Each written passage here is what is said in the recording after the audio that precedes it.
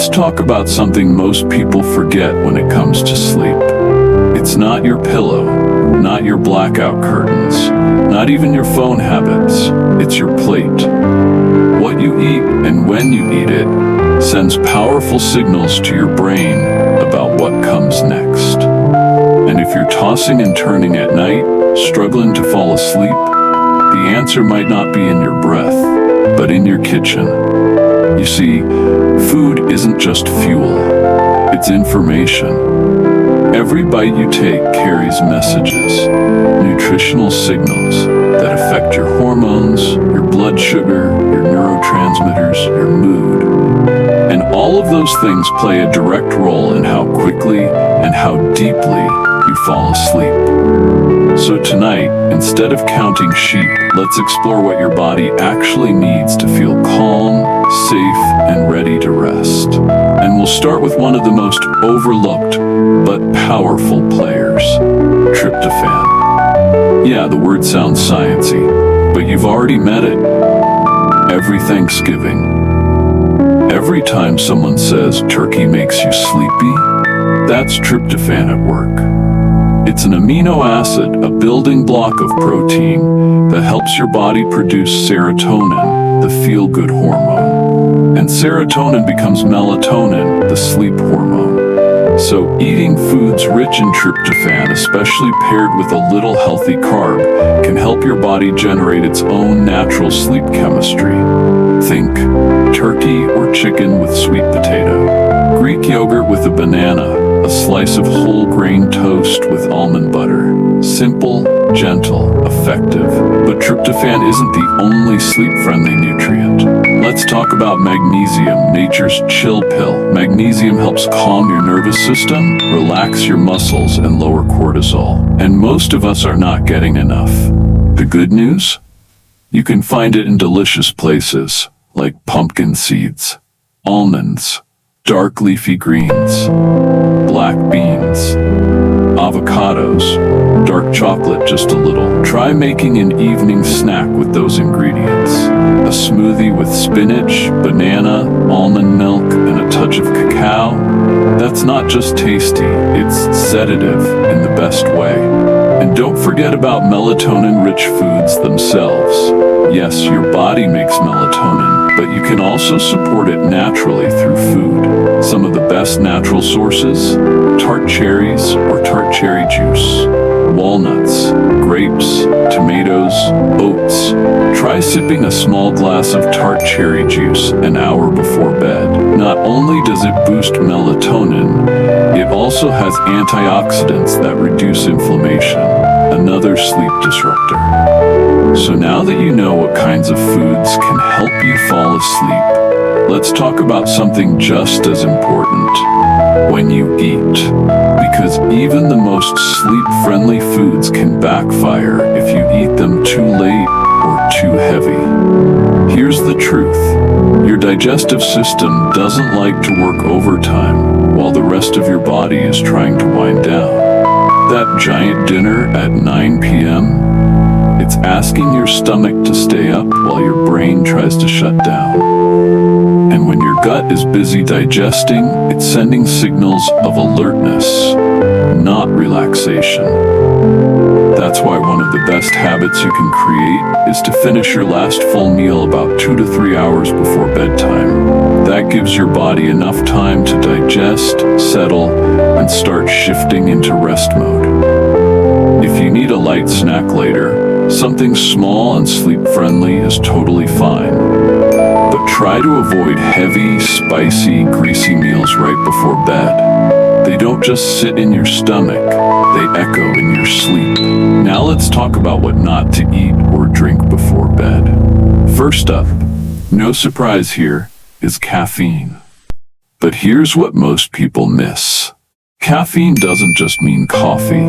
It's hiding in chocolate, in tea, in energy drinks, even in some supplements.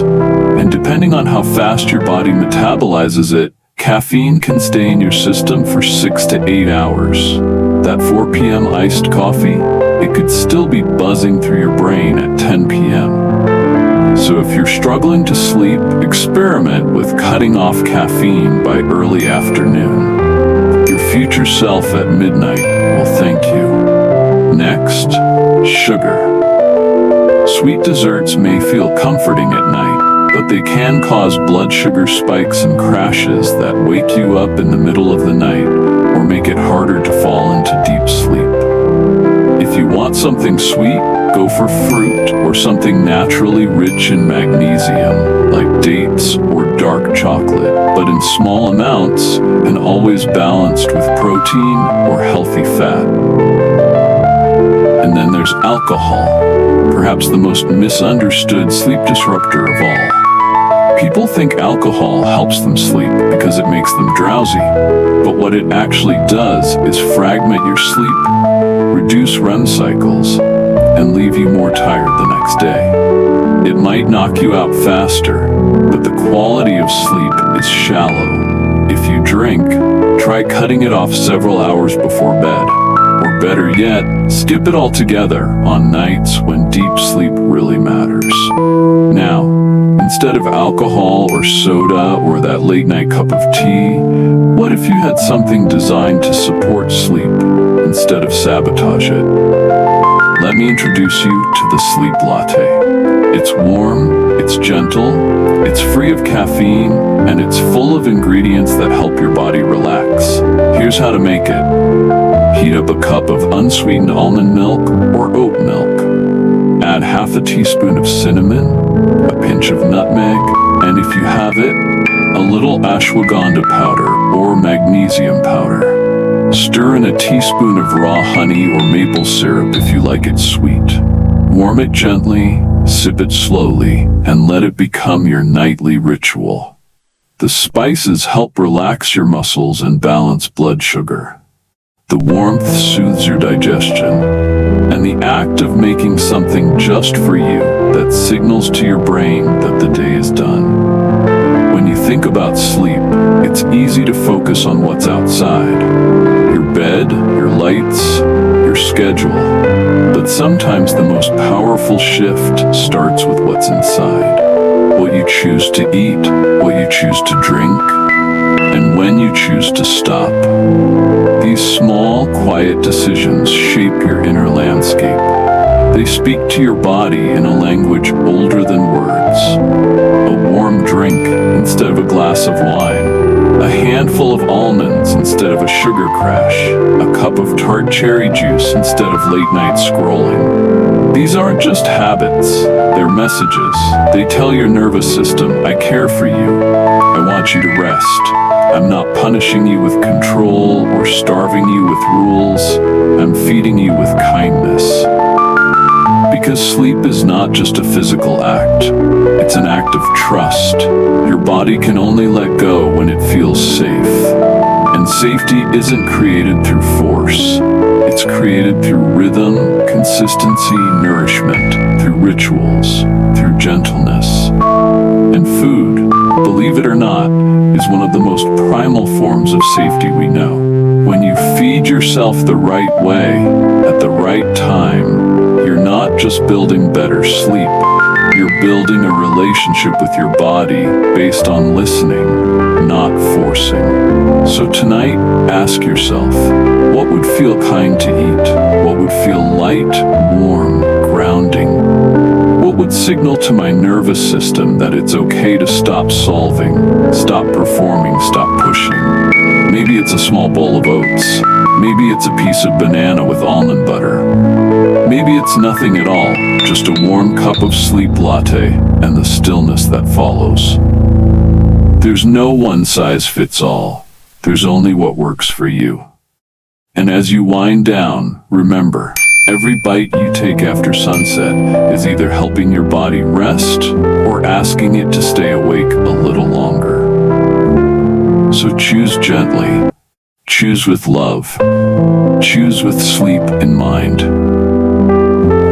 This is the Daily Health Shift, and if this episode helped you see food differently, not as a battle, but as a bridge to better sleep. Share it with someone who might be struggling with restless nights. Someone who needs to hear that good sleep starts in the kitchen. If you haven't already, subscribe to the channel. Every week, we explore the small shifts that make a big difference in your health, your energy, and your peace of mind. In the comments, tell me, what's your favorite bedtime snack or drink that helps you wind down? Let's share ideas and learn from each other.